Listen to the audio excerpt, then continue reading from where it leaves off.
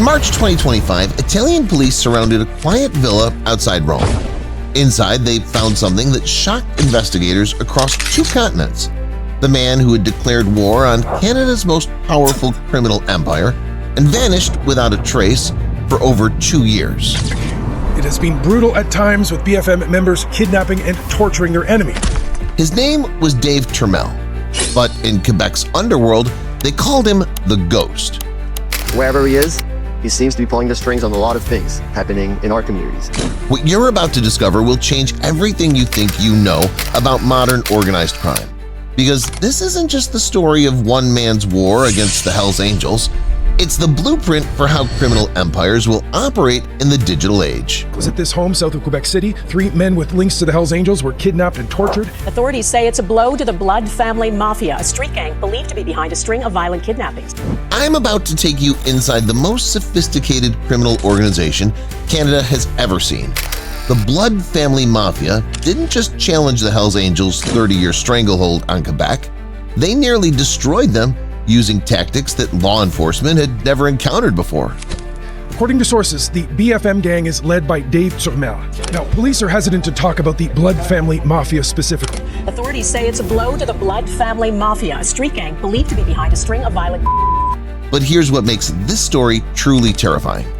Dave Trammell proved that a small group of tech-savvy criminals could bring an entire criminal enterprise to its knees using nothing but encrypted phones, strategic violence, and one crucial advantage that I'll reveal in just a moment. By the end of this video, you'll understand why the Canadian government placed a $250,000 bounty on Turmel's head, one of the largest in the country's history, and why that reward was never claimed, even by his own enemies. There are reports one of Turmel's collaborators tipped police off with his location. He now awaits extradition home, although he may first face charges in Italy.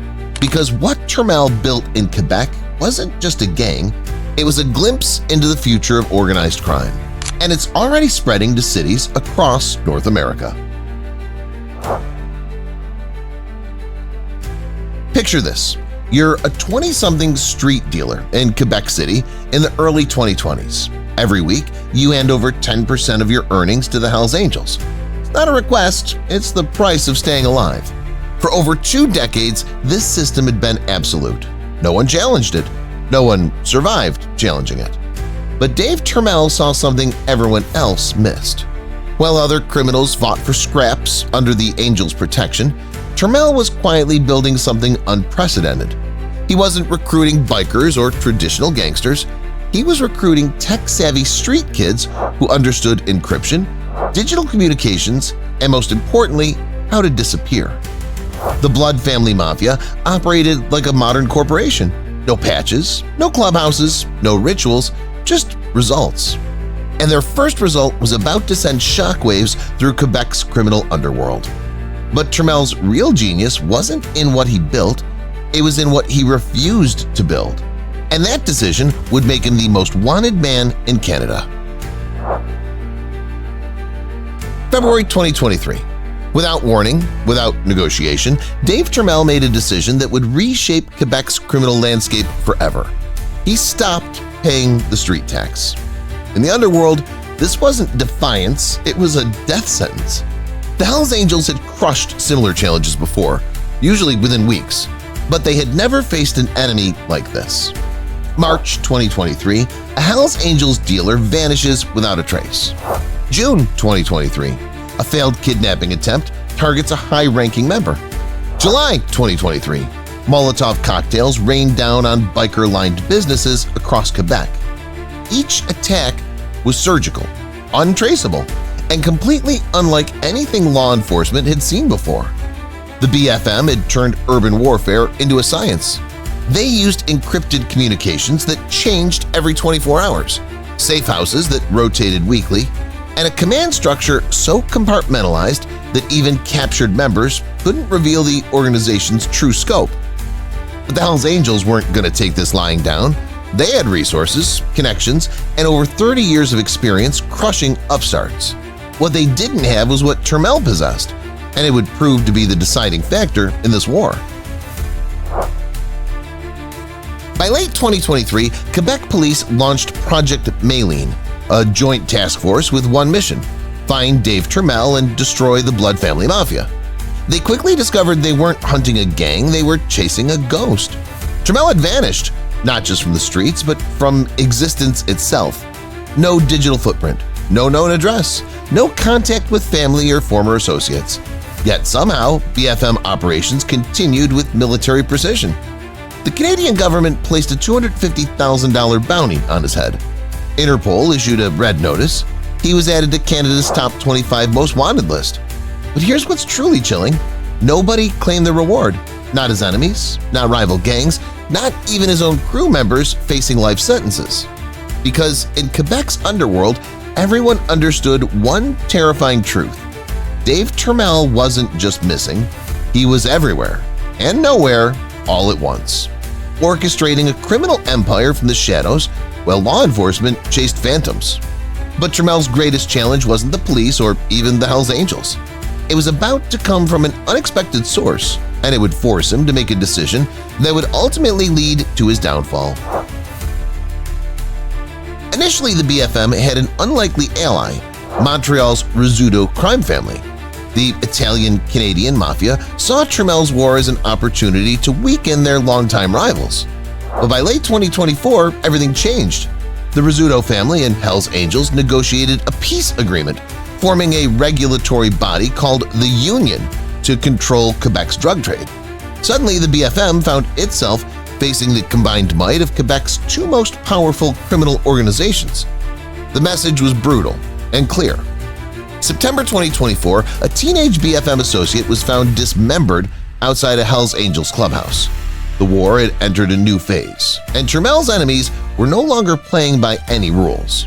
Yet, through it all, the Ghost remained invincible, continuing to orchestrate operations from somewhere beyond the reach of Canadian law enforcement. But his luck was about to run out in the most unexpected way. March 2025, a quiet villa outside Rome, Italy. After months of international cooperation, Italian authorities received intelligence from Quebec police. The Ghost finally had an address. When tactical teams surrounded the villa, they found Dave Trammell waiting, not hiding, not running, but standing calmly in a hallway as if he'd been expecting them. Inside the villa, forged passports, encrypted phones, stacks of SIM cards, and a handwritten diary containing detailed accounting records in French and Arabic. The man who had terrorized Quebec's underworld had been living in plain sight, running his empire from across the ocean. Turmel was arrested without resistance. He presented a fake French passport and said nothing else. Even in custody, the silence that had defined his reign continued. But his arrest didn't end the story. It revealed its true scope. Today, Dave Trammell sits in Rome's Regina Coeli prison, fighting extradition to Canada. The charges include drug trafficking, conspiracy, armed assault, and leadership of a criminal organization. But here's what law enforcement discovered that changes everything. The encrypted devices seized in Rome revealed that the BFM's operations extended far beyond Quebec.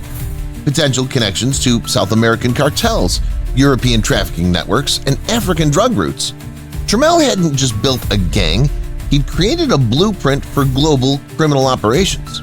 Meanwhile, in Quebec, the Blood Family Mafia has fractured but not disappeared. Pockets of the organization continue operating, more discreetly now, but still present. The war may have ended on paper, but on the streets, the tension remains. Dave Trammell proved that a small, tech-savvy group could challenge established criminal empires using encryption, international mobility, and strategic violence. He rejected traditional criminal modes and built something new, a criminal organization that operated like a modern corporation, with fear as its currency and silence as its shield. The $250,000 reward was never claimed, and those encrypted files are still being decoded in police labs across 2 continents. But if you think Dave Trammell's story is shocking, wait until you see what investigators discovered about the criminal organization that's been operating in plain sight across major American cities for the past decade. Click this video to discover how a single encrypted message led to the downfall of the most sophisticated drug trafficking network in U.S. history, and why the FBI says it's just the beginning. because what you'll learn will make Dave Trammell's operation look like child's play.